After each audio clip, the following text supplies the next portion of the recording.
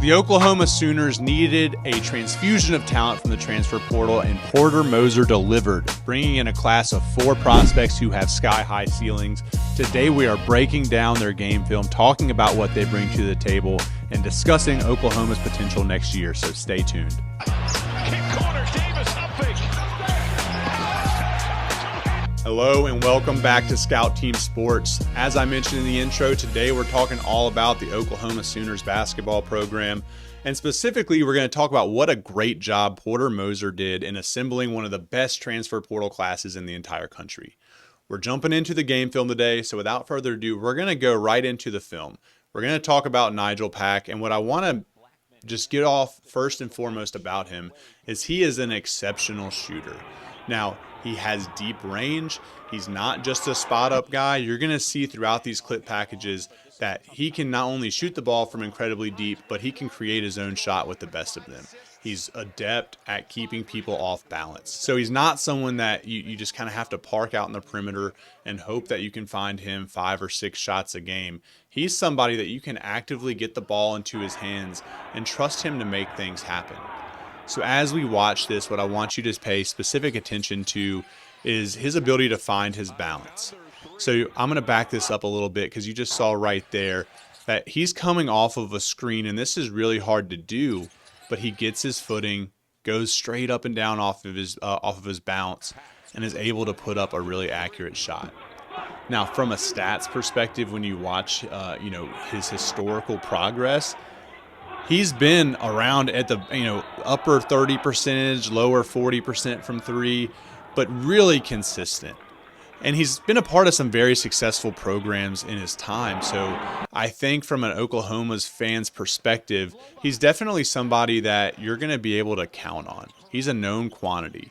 There's not much guessing or projection about what he's going to bring to the table. The only thing is, can he be fully healthy from that injury last year? And I definitely think that he can. Now, back into the basketball side of things, I really like how crafty he is around the rim. Like, he finds little bits of space and uses that to his advantage because he's not the biggest guard in the world, but he's definitely someone that you can trust. So for me, I think he's a great cornerstone piece for a program because, again, there's not much he can't do on the offensive end of the court, and he's also just a really sound team player, can share the ball. He's averaged between 3 and 4 assists at various other stops in his career. So as you're building a program and a team that you want to compete at a, NCAA tournament level team, you don't get much better than a guy that has the pedigree of a Nijel Pack. Now, as we move on, we talk about some of the other players. They also brought in Tae Davis from Notre Dame. And Tae is somebody who went through a bit of an ascension last year at Notre Dame. I really like the fact that I think he's a tough bucket getter. You're going to see in a lot of these clips, he's going through contact one play like you just saw. He can get his own board. But then on the very next right here, you're going to see him be able to be crafty and have a bit of a float game to him.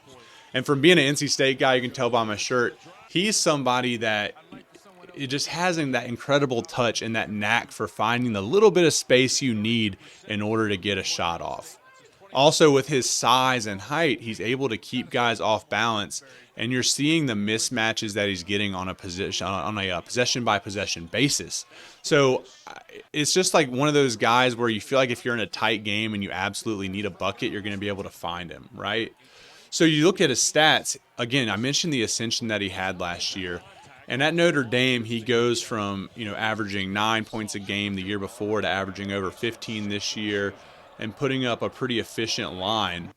The one thing about his game that's a bit of a knock is that he's not a great shooter. He's not somebody that is going to shoot 4 or 5 threes a game. He might take 1 to 1.5. That was his average last year. But you're fine with that because he's using his three-point shot as a counterbalance to what he's able to do getting to the rim. So I think that you really like that about him. Again, I think when you pair him with a guy like Nijel Pack, who's going to be able to utilize screens and get to the rim, like I envision in my head a situation where it's Tae Davis setting a screen for Nijel, and they're going to have to decide how they guard that. Do they switch? Because if they do, then I imagine Tae can bury somebody in the post or at least utilize that.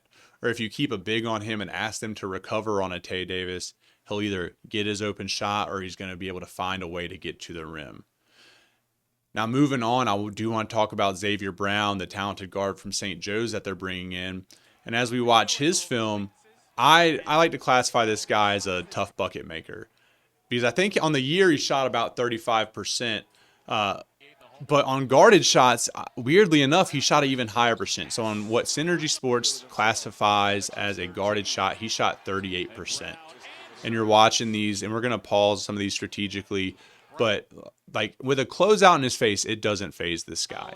He's still able to keep his shot and release the same, but still, make the shot. And it's really a tough thing to do, and it's not something that every guard has the ability. In fact, when you look at stats across college basketball, and when you look at guys' in-depth percentages, it's usually significantly lower on guarded shots. Like you're talking maybe 10 to 15 percentage points at a minimum lower.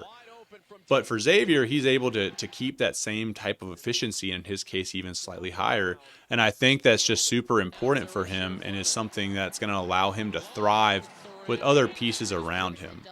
So you're talking about putting him around a Nijel Pack and a Tae Davis, guys that are going to command a ton of attention. And as you see from these clips, he is so comfortable living on the perimeter and being that spot-up threat, that I just think it means a lot to both those two guys and to his game, where you're seeing the pieces of this puzzle start to fit together.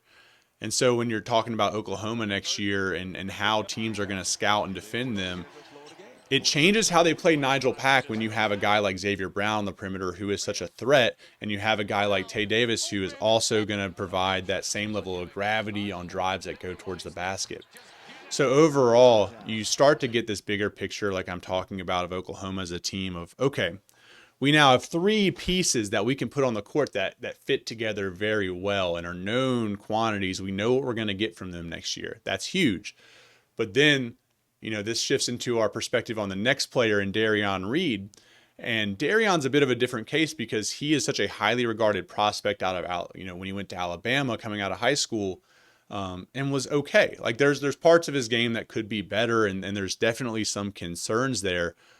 But on the whole, he did have a lot of flashes. And so as we turn our attention to his film, you're going to see what gets you excited about him as a prospect and as a potential ceiling raiser for a program.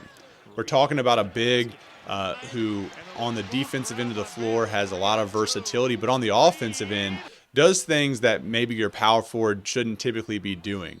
Like he can run the floor extremely well and is very powerful at getting downhill and attacking the rim, but has the athleticism and craftiness to finish. Like you look at that play right there, he's still strong enough to go through bodies at the rim, but at the very same time can get out on the break, do some fancy step throughs, and still get to the rim without seeing much. And oh yeah, he does show the potential of a jump shot. Wasn't the best shooter last year at Alabama, but you look at his release and how he shoots the ball, and it all looks pretty good. All in all, again, when you start to put everything together, which is what I try to do, you're seeing a guy who does a lot of things really well and has so much room to grow that at the end of the day, you're like, well, if we get what we expect we're going to get out of these other three pieces, and then Darian Reed grows into what we think he can be, then we're looking at a team that has a super high ceiling. And that's what I love so much about it. So, as we kind of shift into what I think my final thoughts on Oklahoma basketball is next year, I think you've set yourself up as such a high floor team next year, given the college experience that you've brought in with a Nijel Pack mixed with proven success stories in Tae Davis and Xzayvier Brown, that I think you have to have all the confidence in the world that you at least have those points in the bag. Like you're going to get 15 to 16 from Nijel Pack. You're going to get another probably 14 plus from Tae Davis, and then throw in 12 or 13 from Xzayvier Brown.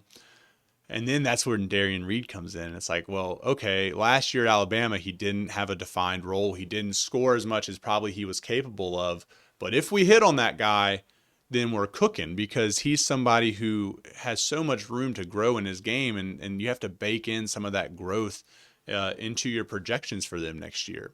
So again, not only are they all talented pieces, but they all fit together so well that it's hard not to envision Oklahoma having a pretty solid year next year. And I think, this is certainly for me viewed as a tournament team.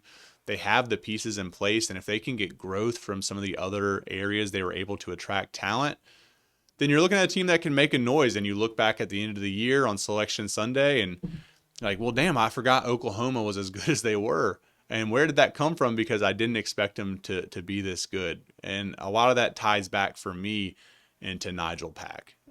People are underestimating how good of a player he was and is based off last year at Miami, where he's now kind of been forgotten because they were no good and he was hurt. But people will remember this year when he's as good as advertised for Oklahoma. I truly believe that. Well, that's what we have for you today. I really appreciate it. Oklahoma fans, my only ask from you guys is to tell me what your thoughts are. Where was I right? Where was I wrong? And, drop a comment below. Let me know what you think, because I love to interact with you guys on here. If you feel compelled to do so, please do like and subscribe. It helps me out more than you know. Get notified when I do some more of these videos. Based on engagement, I try to incorporate more videos from that school. So definitely, shout out to Kentucky and Purdue fans so far. You guys have been great, and I'll keep making content for you. But I appreciate you, and I hope to see you guys on the next one. Y'all have an awesome off season, and I hope to see you again soon.